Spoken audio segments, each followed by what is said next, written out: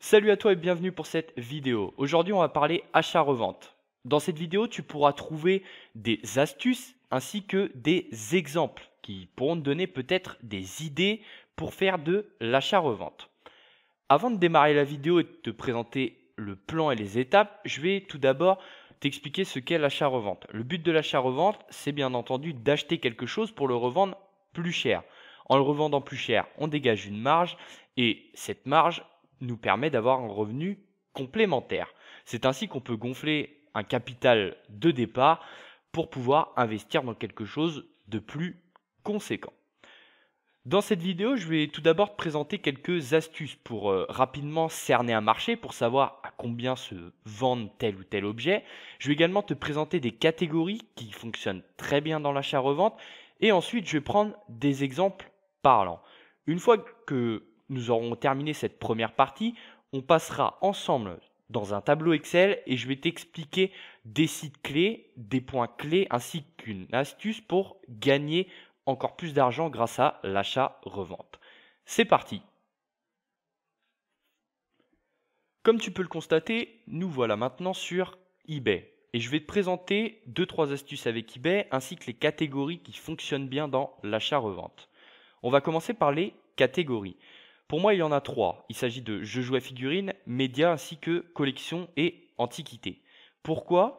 C'est très simple. Ces catégories font appel donc à des demandeurs, à des acheteurs qui vont être des collectionneurs ou bien des spécialistes. Ils vont avoir un ordre d'achat précis en tête. Et lorsqu'ils ont cet ordre d'achat précis en tête, le taux de conversion, donc notre taux de conversion pour de l'achat-revente, va être optimisé. C'est pour cela qu'on va avoir plus de facilité pour acheter, vendre un objet. Le but, ce n'est pas de le garder en stock pendant des mois. Alors, donc maintenant sur eBay, j'ai dit que j'allais te présenter un outil. Eh bien, c'est simple. Je tape, imaginons iPhone 8. Je vais te montrer où il se situe. Donc là, iPhone 8, j'ai envie de savoir les prix pratiqués pour un tel téléphone. Eh bien, c'est simple. Je descends, je vais dans Vente réussie. eBay est très pratique pour cela. Il te permet, en l'espace de 5 secondes, de connaître déjà les prix pratiqués pour X ou Y produit. Donc là, je ne vais pas détailler dans iPhone 8. J'ai déjà sélectionné des exemples où on peut faire une marge, par exemple, sur de l'achat-revente. Il y aura 4 exemples. Le premier, c'est le Samsung Galaxy S10 Plus. Donc là, on remarque que le S10 Plus s'est vendu 607 euros. Donc là, j'ai pas un S10 Plus, ça ne compte pas. Là non plus. Là, c'est vendu 557 euros. Là, 625 euros. Donc grosso modo, on va de 550 à 625 euros pour un Samsung Galaxy S10 Plus 128 Go. Où je veux en venir, c'est qu'en consultant d'un site à l'autre, donc là par exemple je vais sur Le Bon Coin, on se rend compte qu'il y a un écart de prix. Sur Le Bon Coin, je peux me retrouver avec le même modèle à 500 euros. Donc j'ai un delta de 125 euros qui peut se caractériser et se concrétiser en marge. Je peux réaliser une marge de 125 euros simplement en achetant le téléphone ici et en le revendant sur eBay. Ça c'est le premier exemple et je vais vous montrer que ça fonctionne avec tout. Le second exemple, ce sera une pièce d'or Napoléon III. Donc c'est quelque chose de spécifique, recherché par un collectionneur. Là, on est juste sur eBay en fait. En un jour, il y a une pièce qui s'est vendue 200 et l'autre 250. Pourtant, c'est les mêmes. En fait, en faisant cet achat-revente, on aurait pris 50 euros. Mais l'achat-revente est très facile à faire. Toi comme moi, on aurait pu faire cet achat-revente. Et mine de rien, 50 euros, c'est quand même plus d'une semaine pour manger pour une personne. Et c'est comme ça qu'il faut fonctionner. Un autre exemple, pareil sur eBay, ce sera sur un timbre. Donc les timbres, là, je me rends compte que un certain timbre s'est vendu environ 350 euros. Voilà, ça c'est la fourchette haute, vu que j'ai trié mes prix donc par les plus chers d'abord. Et on peut voir que ce même timbre coûtait 301, 295, 260, 250 euros. Là, c'est pareil. J'achetais ce timbre 250 euros, j'aurais très bien pu le revendre 350 euros. Ou même si je le revendais que 311 euros, eh bien, j'aurais fait une marge pouvant aller voilà, de 60 jusqu'à 100 euros. Et c'est le même principe, c'est l'achat-revente. Maintenant, je vais prendre un dernier exemple et c'est quelque chose de spécifique où pour moi, on peut faire encore plus de bénéfices. C'est tout simplement vis-à-vis de l'eau. Là, j'ai pris un lot de 4 montres, donc ce sont des montres fossiles et on voit que là, la montre est neuve, on voit que c'est des montres qui sont en très bon état. Là, on voit encore le film de protection dessus. Et bien là, c'est très simple. Donc, ces 4 montres coûtaient donc 217 € plus 54 € d'envoi. On était à 270 € pour arrondir. Ces montres-là, si je veux être rentable, je dois vendre au moins pour 70 € la montre. 70 x 4, 280. Donc là, si je veux atterrir dans un scénario en fait où je suis gagnant avec mon achat-revente, c'est minimum 70 € par montre et je le sais. Et une montre fossile, ça vaut bien 70 €, surtout dans cet état-là. Pour preuve, cette montre aussi, je l'ai retrouvée vendue à l'unité, en individuel.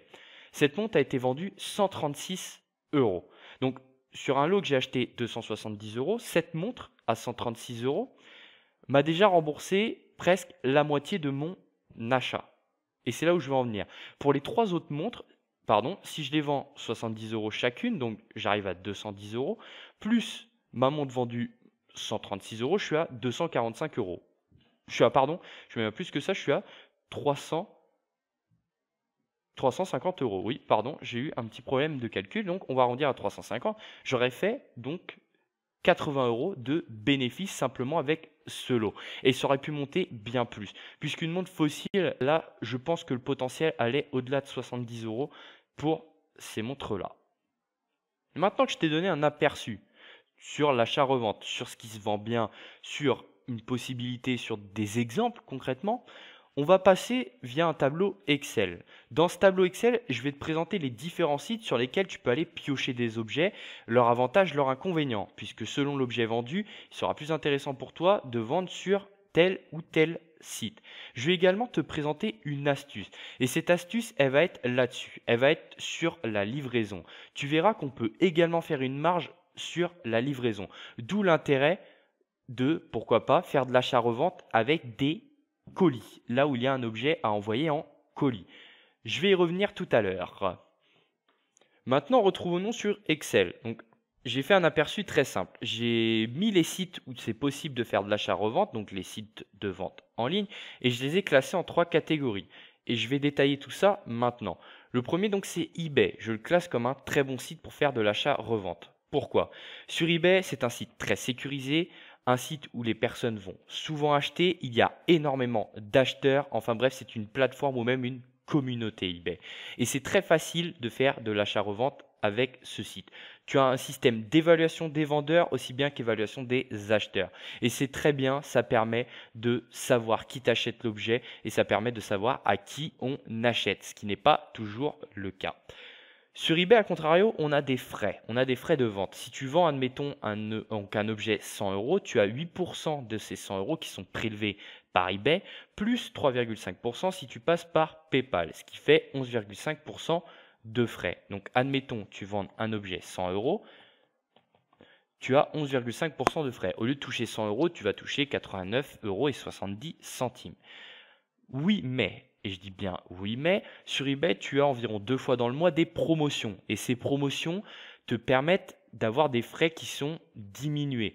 Au lieu de prélever 8%, eBay va prélever seulement 1 €.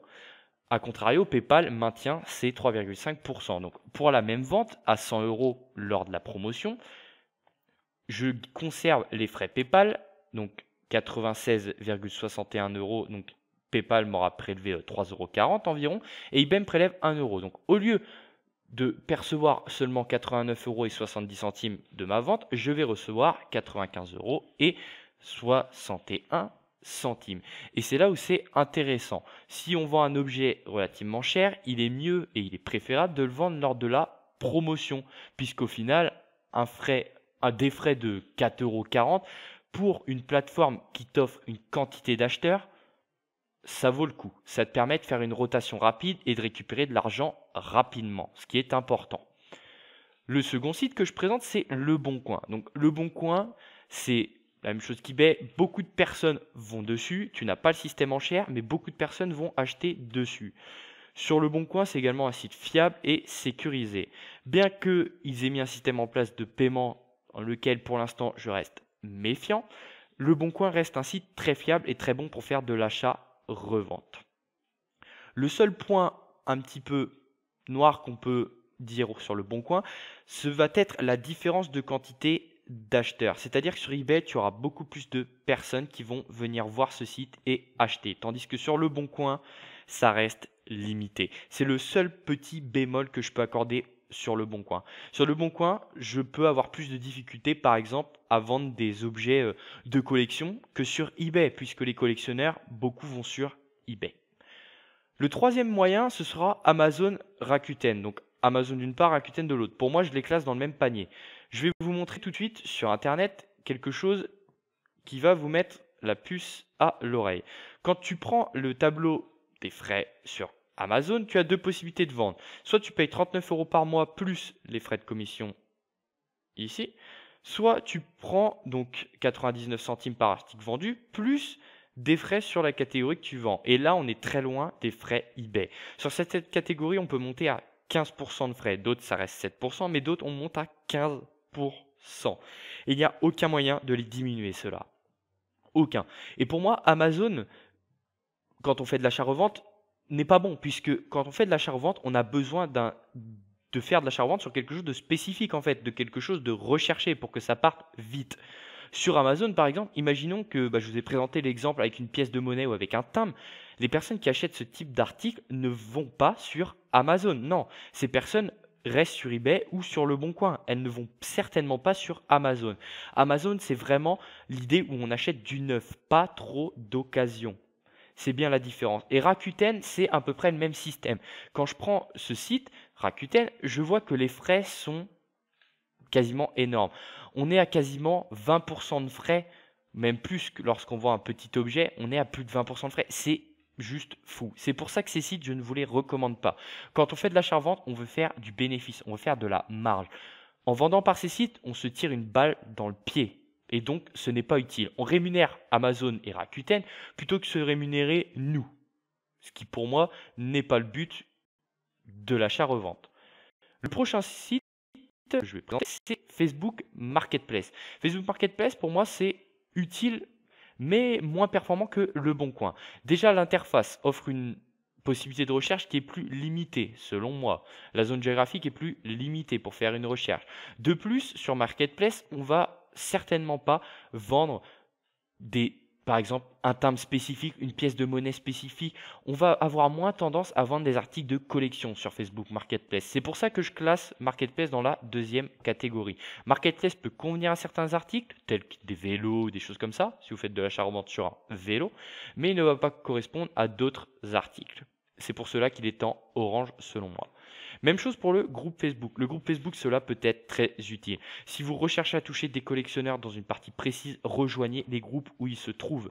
Vous avez des communautés, vous avez juste à balancer ce que vous possédez, votre objet en le présentant. Ouais, j'ai ça, je souhaite le vendre tant, si ça intéresse quelqu'un. Voilà, vous mettez le message dans le groupe et cela peut faire vendre votre article. En revanche, comme je le dis, sur les groupes Facebook, vous touchez des collectionneurs. Ces personnes s'y connaissent. Et en s'y connaissant, si elles ont rejoint un groupe Facebook, c'est parce qu'elles vont maîtriser les prix également. Elles vont se transmettre des astuces pour payer moins cher. Et donc, je ne pense pas que groupe Facebook peut vous apporter une optimisation, en tout cas, du bénéfice vis-à-vis de l'achat-revente. En revanche, il reste très utile et ça m'est déjà arrivé de vendre via des groupes Facebook. Le dernier exemple, ce sera Instagram. Donc Instagram, le réseau social, il peut être utile dans la mesure où vous avez une communauté. Et je dis bien une communauté. Si vous avez beaucoup d'abonnés, vous pouvez transmettre des articles de vente. Admettons que je sais pas, vous faites uniquement de l'achat-revente basé sur de l'high-tech. Vous faites un compte Instagram high-tech. Vous touchez une grosse cible. Voilà, vous faites la promotion de ce compte. Vous avez 3000 abonnés, admettons. Si vous faites de la revente de produits sur un profil tel quel sur Instagram, pardon, vous allez toucher des personnes potentiellement intéressées puisqu'elles s'intéressent à l'high-tech et vont peut-être vouloir vous acheter, j'ai pris le Samsung Galaxy S10 Plus en exemple, elles vont peut-être vouloir acheter ce téléphone. Donc sur Instagram, c'est possible, mais ça reste limité. Comme je l'ai indiqué, c'est un bon site qui ne prend pas de frais comme le groupe Facebook ou Marketplace, mais vous avez la possibilité de toucher moins de personnes, sauf si vous avez déjà fait votre communauté. Il est maintenant temps pour moi de te présenter la dernière astuce avec l'achat-revente. Ça va te permettre d'optimiser encore plus tes gains. On va non pas prendre sur la valeur du produit ce coup-ci, mais sur la valeur de l'affranchissement. Je t'explique tout de suite. Admettons que nous sommes dans un cas où notre colis fasse entre 5 et 10 kg. Je dois payer 19,50 € de colis, ce qui est quand même relativement cher, même si c'est l'acheteur qui doit payer ces frais-là. On est d'accord. L'acheteur me paye 20 € pour envoyer un colis. Et dans ces 20 €, je vais réussir à économiser de l'argent. Comment? Déjà, on a une autre possibilité d'envoi. Je ne sais pas si tu savais, mais il existe Mondial Relais. Et Mondial Relais est moins cher qu'un Colissimo. Il te livre ton colis dans un point relais et l'acheteur va le récupérer. Voilà, donc au lieu déjà d'être sur 20 € de base, on se retrouve sur un colis à environ 13 €. Donc on a 7 € d'économiser. Mais c'est pas là où je te conseille forcément de gratter.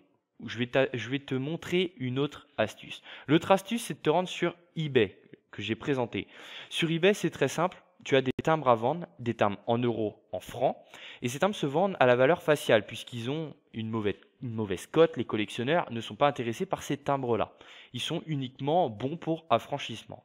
Le but, c'est de trouver des lots où tu as donc un affranchissement. Là, par exemple, j'ai un lot où pour 300 € de timbre à affranchir, donc là j'ai 2000 francs dans cet album, ce qui fait 300 €. L'album ne se vend pas 300 €, il va se vendre 130 €. Je vais payer moins de 50% la valeur faciale. Je vais donc faire 50% d'économie sur l'envoi de mon colis. Mon colis qui à la base me coûtait 20 €, donc là je reste dans le cas d'un Colissimo, je ne vais le payer que 10 €. Il y aura donc 10 autres euros qui vont se mettre dans ma poche. Tout cela parce que j'ai affranchi mon colis avec des francs ou bien des euros, des tarifs d'euros dépassés. Mais c'est très simple d'affranchir ce genre de colis. Il suffit de faire la conversion sur Internet entre francs et euros et vous mettez le nombre de francs correspondant au nombre d'euros pour affranchir le colis. Même exemple, et là ce coup-ci avec Mondial Relais, au lieu déjà d'être sur un colis à 13 €, je me retrouve sur un colis à 6,50 € dans le cas où j'achète à 50% de la valeur faciale mon affranchissement. Et c'est là l'astuce. On peut faire une marge supplémentaire avec la poste. C'est très intéressant d'expédier des colis. Je le répète, c'est très intéressant. Vous faites une marge conséquente supplémentaire. Et c'est un gros plus. Imaginons que votre acheteur souhaite encore mieux protéger l'achat puisqu'il y a une valeur dans le colis. Il compte faire une valeur sur ce colis. Vous allez payer pour cette valeur. Et ça nécessite de payer et de payer en timbre, ce qui est la monnaie de la poste, on peut dire en soi. C'est l'ultime moyen pour faire encore plus de bénéfices avec l'achat-revente. Maintenant, tu n'as plus aucune excuse. Je t'ai montré plusieurs catégories d'objets. Je t'ai montré une grosse astuce pour économiser sur les frais d'envoi. Maintenant, c'est à toi de jouer. Je t'ai présenté en plus les sites internet. Tu n'as plus qu'à te lancer dans une catégorie de produits. Forme-toi bien sur une catégorie de produits, deviens incollable. Si c'est les timbres, forme-toi sur les timbres. Si c'est la monnaie, forme-toi sur la monnaie. Si c'est le high-tech, forme-toi sur le high-tech. Peu importe ce que c'est, forme-toi. Et tu n'es pas obligé de faire comme moi et de prendre des colis qui coûtent ou des objets qui coûtent 200 €. Tu peux commencer avec des objets à 20, 30, 40 €. Oui, tu peux commencer avec ce type d'objet. Un objet que tu achètes 20 €, revends-le 30. Voilà. Économise sur les frais de la poste qui coûtaient 10 €. Au final, tu repars non pas avec 30 € mais avec 35 €. Monte comme ça. Et au final, tu vas te retrouver avec un capital en augmentation constante. Et ce capital, tu pourras l'investir et pour cela, tu auras simplement à me suivre. Je te présenterai des techniques pour investir un capital grandissant. Et voilà, nous sommes arrivés à la fin de cette vidéo. Je te remercie pour ton écoute. Tu es libre de t'abonner à la chaîne si tu souhaites avoir encore plus de contenu et d'informations sur les différents investissements qui existent. Je te laisse choisir ta prochaine vidéo et te dis à très bientôt.